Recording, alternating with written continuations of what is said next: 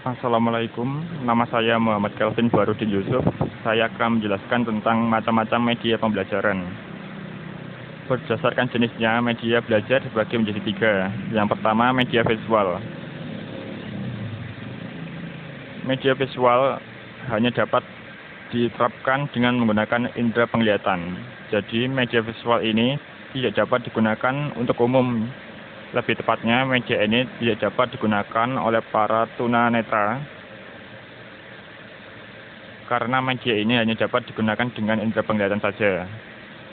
Macam-macam media visual yaitu foto, peta konsep, diagram, grafik, poster, dan lain-lain.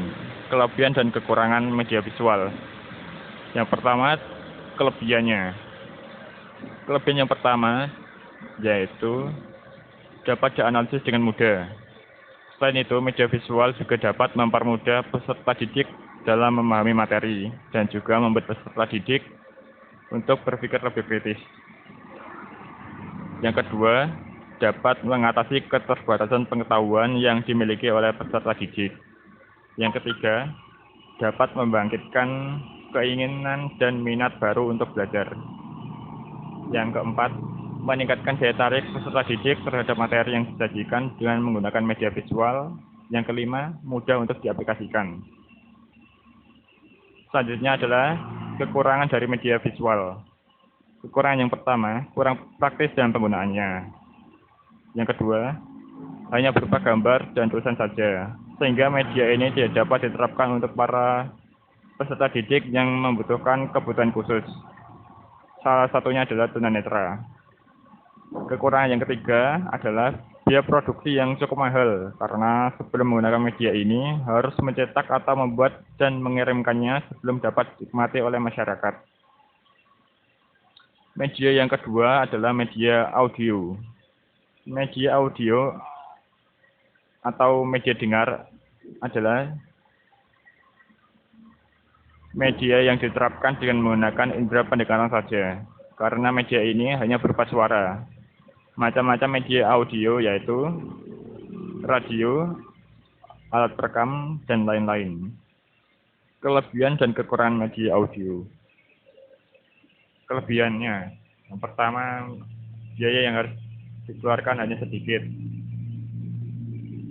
Yang kedua, media mudah dibawa dan diterapkan sehingga mudah dalam penggunaannya. Yang ketiga, materi dapat diputar kembali.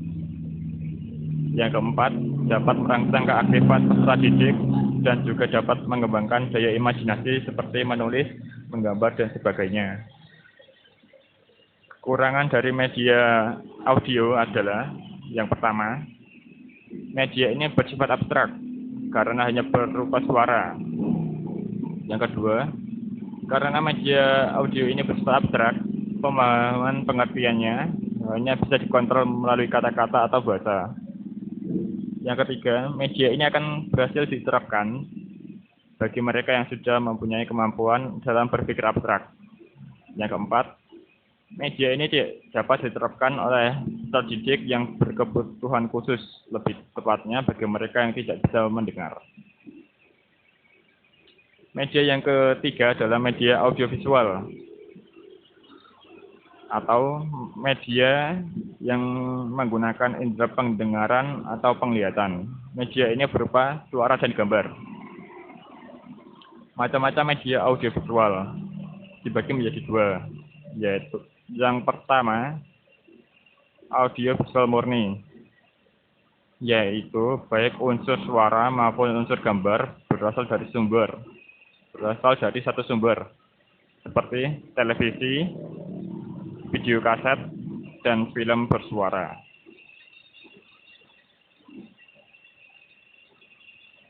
Yang kedua adalah audiovisual tidak murni, yaitu unsur suara dan unsur gambarnya berasal dari sumber yang berbeda, seperti film bingkai suara. Contohnya adalah soundslide. Soundslide merupakan gabungan dari slide atau gambar dengan tape audio atau suara. Soundslide seperti PowerPoint, Adobe Flash, Adobe Premiere, dan Windows Movie Maker. Translate sangat efektif untuk proses belajar mengajar dan membuat siswa menjadi kreatif. Karena jika slide suara yang dibuat tersebut bagus, maka akan meningkatkan hasil belajar. Kelebihan dan kekurangan media audiovisual. Yang pertama dari sisi kelebihannya. Kelebihan yang pertama adalah pemakaian tidak terikat waktu. Yang kedua, sangat praktis dan menarik.